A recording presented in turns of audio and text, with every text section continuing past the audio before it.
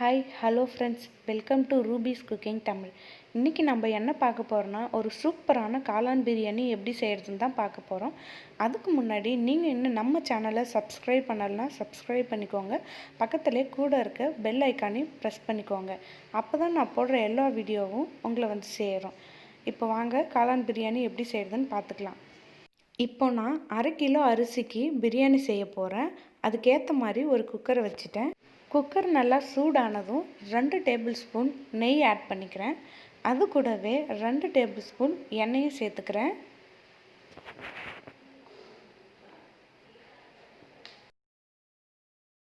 எண்ணெய் நல்லா சூடானதுக்கப்புறம் 2 பட்டை, 3 கிராம்பு, 2 ஏலக்காய், 2 பிரிஞ்சி இலை, ஒரு அன்னாச்சிப்பூ, ஒரு 1/2 டேபிள் ஸ்பூன் ஜீரகமும் சேர்த்துக்கிறேன். இப்போது இது எல்லாத்தையும் லைட்டாக வதக்கி விட்டுருங்க. இப்போது இதில் 2 பெரிய வெங்காயத்தை நான் நீல வாக்கில் கட் பண்ணி வச்சுருக்கேன், அதை சேர்த்துக்கிறேன். இப்போது நல்லா வதக்கி விட்டுருங்க. வெங்காயம் நல்லா கோல்டன் ப்ரௌன் கலர் வர வரைக்கும் நல்லா வதக்கி விட்டுட்டே இருங்க. இப்போது வெங்காயம் நல்லா கோல்டன் ப்ரௌன் கலர் ஆயிடுச்சு, பார்த்தீங்கன்னா உங்களுக்கு தெரியும். இந்த ஸ்டேஜில் 2 டேபிள் ஸ்பூன் இஞ்சி பூண்டு பேஸ்ட்டு சேர்த்துக்கிறேன். இஞ்சி பூண்டு பேஸ்ட்டு நல்லா பச்சை வாசனை போகிற வரைக்கும் வதக்கி விட்டுட்டே இருங்க. கேஸை லோ ஃப்ளேம்லேயே வச்சுக்கோங்க, இல்லைன்னா அடி பிடிச்சிடும். இதில் இப்போது பச்சை வாசனைலாம் போயிடுச்சு. இந்த ஸ்டேஜில் ஒரு 2 பச்சை மிளகாவை நான் நீல வாக்கில் கட் பண்ணி வச்சுருக்கேன், அதை இதில் சேர்த்துக்கிறேன். சேர்த்துட்டு நல்லா வதக்கி விட்டுருங்க. இது கூடவே நான் கொஞ்சமாக புதினா இலை சேர்த்துக்கிறேன். கூடவே கொஞ்சமாக கொத்தமல்லி இலையும் சேர்த்துக்கிறேன். ரெண்டுத்தையும் சேர்த்து ஒரு வாட்டி நல்லா கலந்து விட்டுருங்க. வெங்காயம் நல்லா வதங்கிடுச்சு. இப்போ 2 மீடியம் சைஸ் தக்காளியை நான் கட் பண்ணி வச்சுருக்கேன், அதை சேர்த்துட்டு நல்லா வதக்கி விட்டுருங்க. இப்போது தக்காளியெலாம் நல்லா வதங்கி எண்ணெய் நல்லா பிரிஞ்சு வந்துடுச்சு. இந்த ஸ்டேஜில் 1/2 டேபிள் ஸ்பூன் சில்லி பவுடர் சேர்த்துக்கிறேன். 1/4 டேபிள் ஸ்பூன் மஞ்சள் தூள் ஆட் பண்ணிக்கிறேன். 1 டேபிள் ஸ்பூன் கரம் மசாலா சேர்த்துக்கிறேன். 1 டேபிள் ஸ்பூன் மல்லித்தூள் சேர்த்துக்கிறேன். 1/2 டேபிள் ஸ்பூன் உப்பு சேர்த்துக்கிறேன்.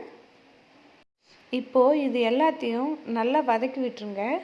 இதுலேருந்து பச்சை வாசனை போகிற அளவுக்கு கேஸை லோ ஃப்ளேம்லேயே வச்சு நல்லா வதக்கி விட்டுட்டே இருங்க.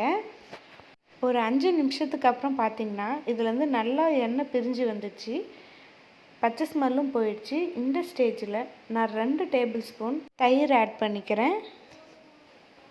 இப்போது இதை ஒரு வாட்டி நல்லா கலந்து விட்டுருங்க. தயிர் சேர்த்து ஒரு 5 நிமிஷம் வதங்கினதுக்கப்புறம் நான் சுத்தம் பண்ணி வச்சுருக்க காளானை இது கூட சேர்த்துக்கிறேன். காளானை சுத்தம் பண்ணிவிட்டு அதை பீஸாக கட் பண்ணி வச்சுருக்கேன், அதை இதில் சேர்த்துட்டு நல்லா கலந்து விட்டுருங்க. நான் 1/2 கிலோ ரைஸ் எடுத்திருக்கேன், அதுக்கு 250 கிராம்ஸ் காளான் எடுத்திருக்கேன்.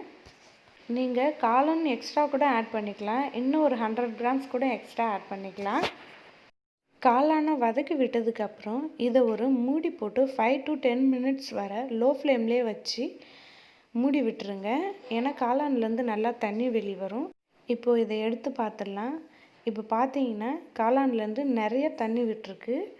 இப்போது ஒரு வாட்டி வதக்கி விட்டுக்கோங்க. காளான்லேருந்து வந்திருக்க தண்ணியெல்லாம் நல்லா சுண்டுற வரைக்கும் வதக்கி விட்டுட்டே இருங்க.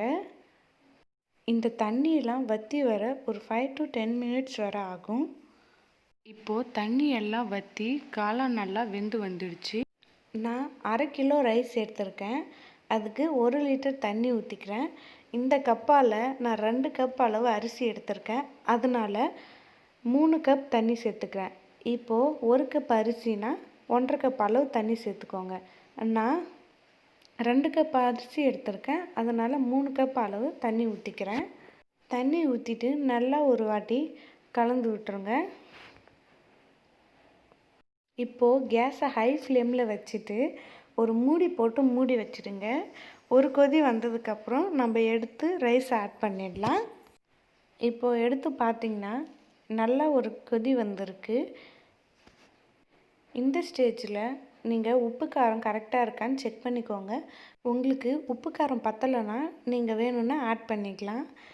இப்போ நல்லா ஒரு கொதி வந்துச்சு. இந்த ஸ்டேஜில் நான் 1/2 கிலோ ரைஸை இது கூட சேர்த்துக்கிறேன்.